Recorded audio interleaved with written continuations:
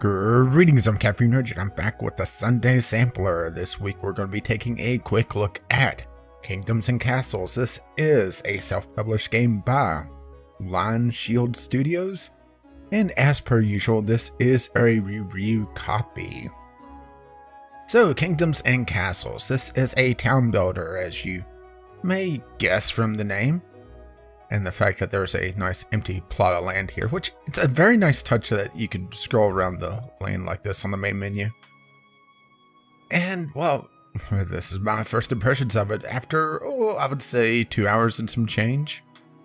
And yeah, I have a lot to say about this game, particularly since, I can't really say I'm an expert at the town builders because, well, yeah, I don't consider myself an expert, but I'm somewhat well played in them. So yeah, let's just go ahead and dive right into this. And let's just start with the graphics. And I have to say that the graphics are very nice. And I don't even have to leave the main menu for this. Everything has a very low poly, simplistic look to it that works well with this. Granted, the birds are kind of flying. Doing a nice little effect there, flying right into the trees. Granted, that one's kind of sinking down to the ground, but you know, let's just ignore that, at least for the time being. But it is a very nice looking game. Okay, that's enough pleasantries out of the way. I have bones to pick with this game, and let's just go ahead and start with a new game. And well, I don't really need to get into the deep game for this because, well, there isn't one. So, new game, you have 3 difficulties. These are essentially the same things, only one has harsher winners, and one completely turns off combat and makes it essentially a town building game, or a sandbox game. So let's just go medium, and this is the land generation, and we'll just create a couple times just to try to get something decent. Oh, there's a nice flat area. That looks good. Okay, so. And I don't know how to unlock these just yet. Or even if they are accessible, which, yeah, whatever. Okay. So let's just go ahead and pause here and let's just dive right into this. This is a very, very, very simple town builder. And when I mean simple, I mean that there's no upgrading, there's no research, there's no unlocks unless the banners on the previous screen are something that's hinting that I'm missing in my just, a couple hours of this, just getting our first impressions of it. And the supply chains are very short in this game, which I'll get into in just a little bit when we actually get a little bit of building going. But this is our first area, and you plop down a keep, and you may notice how everything is kind of technicolor here. You have fertile land, barren land, and outside of very fertile land being near water occasionally, it's kind of random just what you get. And yeah, it leads to it leads to a few things. One, it leads to having to regenerate areas over and over again to look for something decent if you really want to min-max, which, this is fine for our example. We'll just plop this here. I'm not going to worry too much about this because we're not going to be playing this long. But it also leads to some gameplay traps, which are particularly annoying because there's only a handful of resources in this. There's trees, there's farmable land, which, like I said, you have fertile, barren, and then very fertile right next to one another there. That tells you just how random this could be. And then you have stone. I apologize for some of the zooming here, which needs a quarry to mine, iron, and then you have these unminable stones. And yes, the unusable stone can be removed, but it requires rock removal, which is a pretty, it's tough to say something's late game when it takes you about an hour to get to it. I should say get to it with enough resources that, you're not immediately hampering yourself. So if there was unusable stone here as well, that piece of quarryable stone is completely inaccessible, which is just a very, very cheap move. And it almost feels like a gameplay trap. And there's another building that's just like that. In where is it here? The Forester. I can't build it or even try to show it to you right now because it requires stone, which requires the quarry, which this is essentially the unlock supply chain, is that you have to get the quarry down first, which requires wood.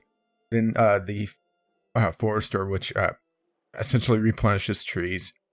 But that also is required for the iron mine, which is here. And you also have to get charcoal. Well, you don't have to get charcoal, but it allows you to make armaments for your troops, which honestly, the combat in this game is very simplistic as well. And you don't really... Okay, we have our first town, and everything is road-based. And you would think that, this would be like every other town builder where you click and drag. Oh, wait, it's not doing that. You have to place individual pieces of road. Not a huge detriment to the game, but there's a lot of very small quality of life issues that I have with this game. The lack of click and drag on the roads, the fact that you can't bandbox to select like buildings or double click to select like buildings. The fact that there's just no hotkeys whatsoever. I mean, you just look at this. No hotkeys here, none here, and none here. So it's a very, very minor thing, but it really interrupts the flow of gameplay. I'm just going to put down a couple of hobbles here to really get the game flowing a little bit. And yeah, we have to go chopping trees, which even this would be a good example. Is in most town building games, there's some sort of order tool that, okay, order trees chop and click and drag, and there you go. Instead, we have to click on each individual one, and it's 2 clicks at least, assuming I don't misclick or I click on something that is already selected. And it's just one of those things that it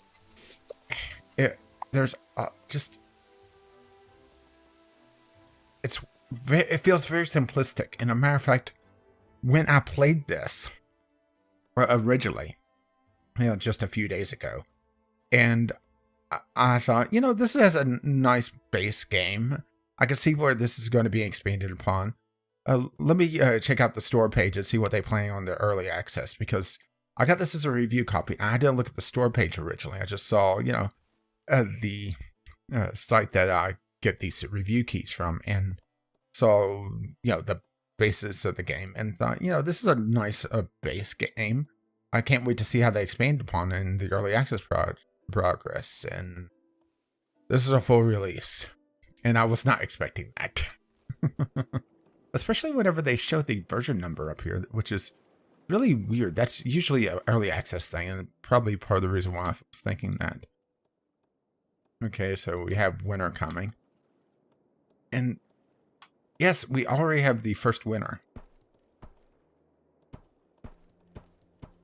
There is a very, very heavy time compression. And also you may notice that during winter, you can't see shit on the fertility of the ground, which another one of those little usability things that is just missing. So we'll just fast forward a little bit. I'm not worried too much about showing a proper town being built, because I'm not going to stick with this that long. But just, plop down a couple more buildings. Thankfully, if you have the resources, you could plop down extra buildings like that. But if you don't, then you can't. It's just, like I said, there's just so many weird little quality of life things. Oh, so you may notice this. Let's just pause here for a moment. You may notice this up here. This is the advisors, and just good day, sir. The advisor system is very flawed in that sometimes the advisors are just saying, "Yeah, what a great job you're doing," and that doesn't require your attention. But then there's times that there's an attack looming on the horizon, and the military advisor, which will have a speech bubble, but it shows the exact same icon over the keep. And the fact that that doesn't draw your attention. So if you're off, let's say I was building a secondary part of the town down here and my keep isn't even on my screen.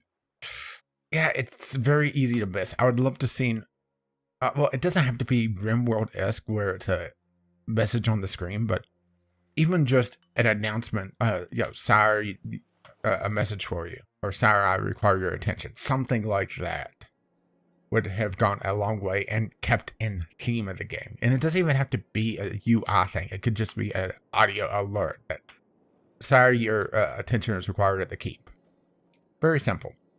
But unfortunately, because of that, the advisor system, it trying to warn you about something upcoming, is flawed.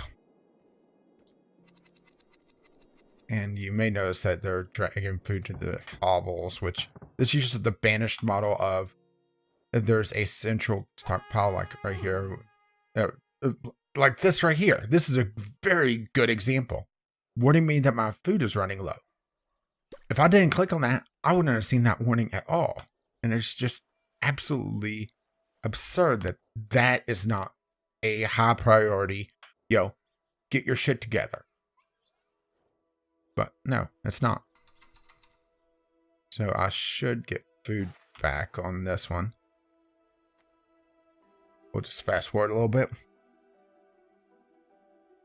But just that's my primary complaint gameplay wise, beyond it being simple, but this may not be for me, and that's the thing, is that it's lacking a lot of quality of life issues. Or it has a lot of quality of life issues, I should say. But well, beyond that, I did mention combat a little bit ago. Combat, at least for quite a while. What do you want now? Like, once again, warning me about food, but if I don't click on this, I don't see that. And if I don't mouse over here, I don't see, that I'm on a downward trend of food.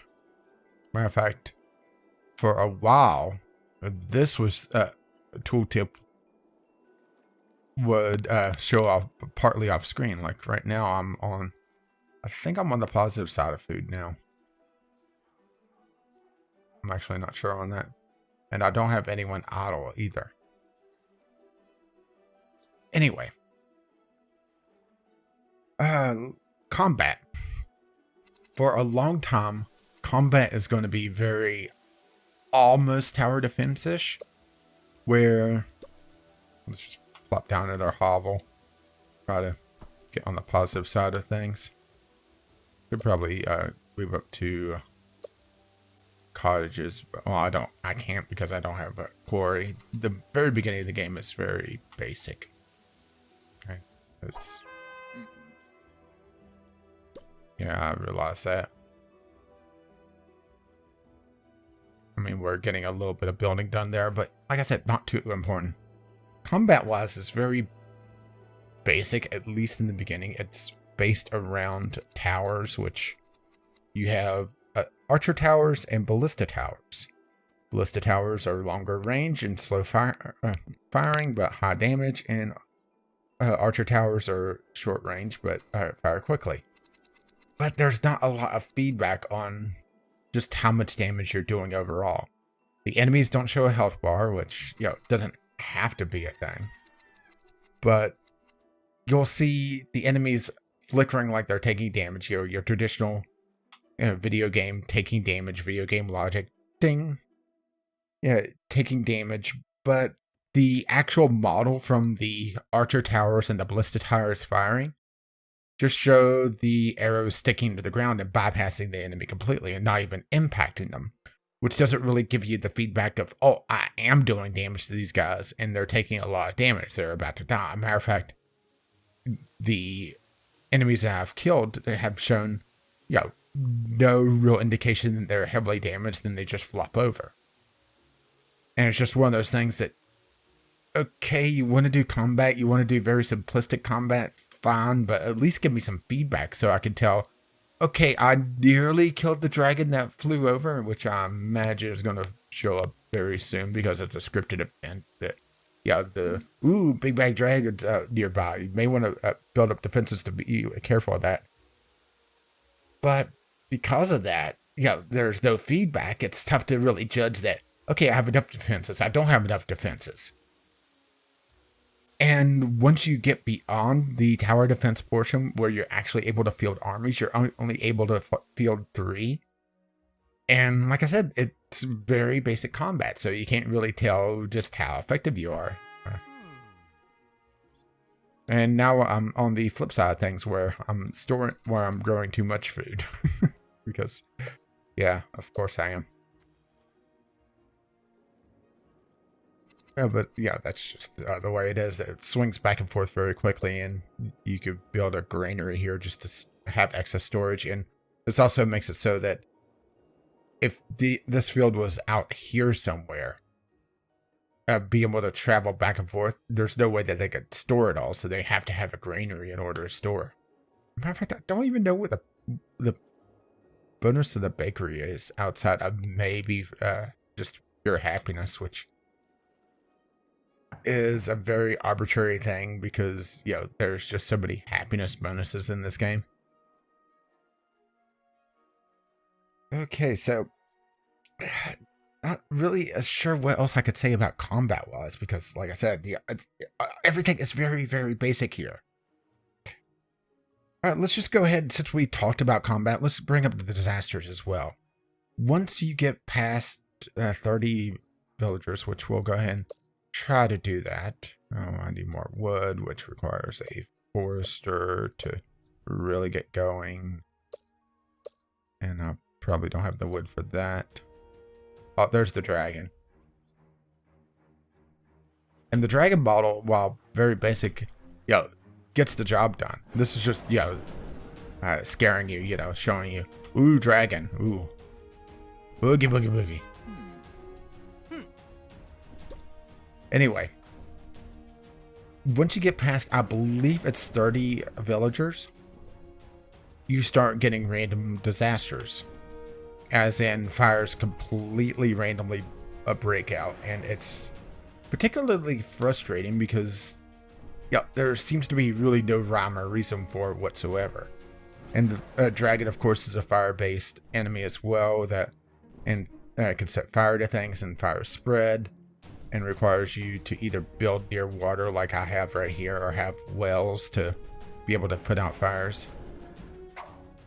And it's just one of those things that it feels very strange that fire is so abundant in this game to the point that I could have 3 or 4 fires in a decent sized town going at once.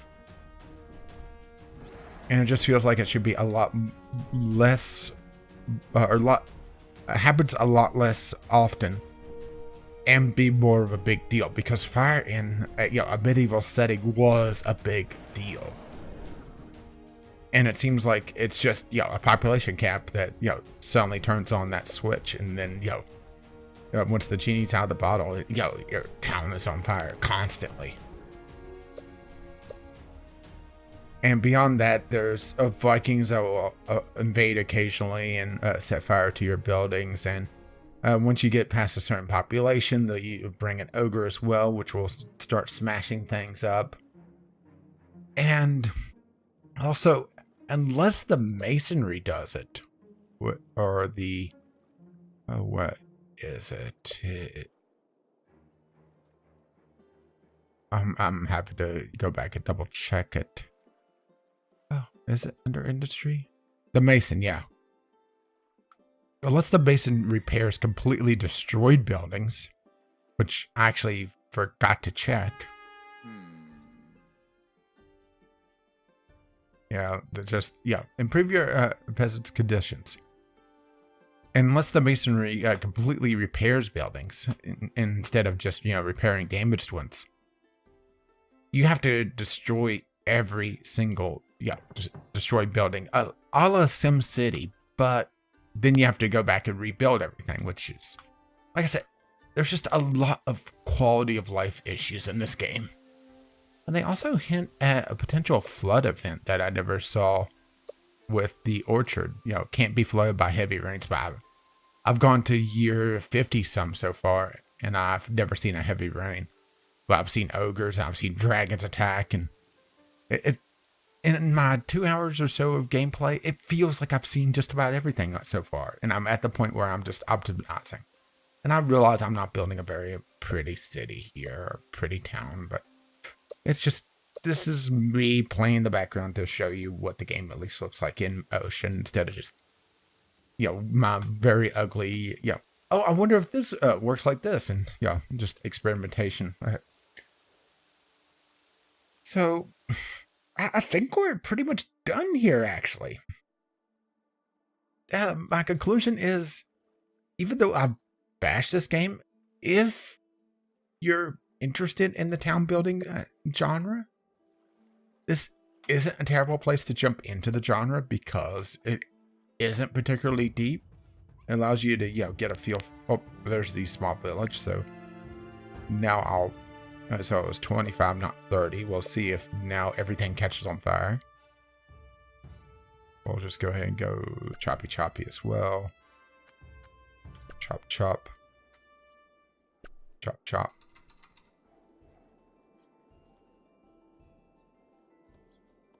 But yeah, this isn't a terrible place to jump into the genre. Not at all. But that's the thing, is that if you put hours into RimWorld, hours into Banished, hours into SimCity, and SimCity may not be a good example of this, actually, because that's a bigger scale and it has a different focus of the game, but you get the idea. If you've played this type of game before, then this may not be for you, because you may be expecting a lot more out of the game, and because you're a veteran of the genre. But if you're interested in the genre and want to see just what the hubbub is about, this may not be a bad place for you to try out. Like, the forester requires that, so we need a quarry, which requires me to build a road over here. And since everything is road-based, you have to click. I don't get why they didn't do a click and drag on the roads. I mean, it's just one of those very, very simple things. Yeah, they want me to tax, which also unlocks other things. But yeah, I think we've pretty much seen everything here, and I've talked long enough about this. And I didn't really talk about the supply chains, actually, where everything is very, very basic. Food is used directly by the, well, in this case, the hovels. But you could also have the baker, which I guess increases happiness. I don't exactly know what is going on with that. Windmills can improve the farm's harvest. Like you can see, base output 6 with medium soil fertility +2. And then as the farmers level up, they also give a little bit of bonus yield as well. The windmill improves that, and that's really it on the food wise.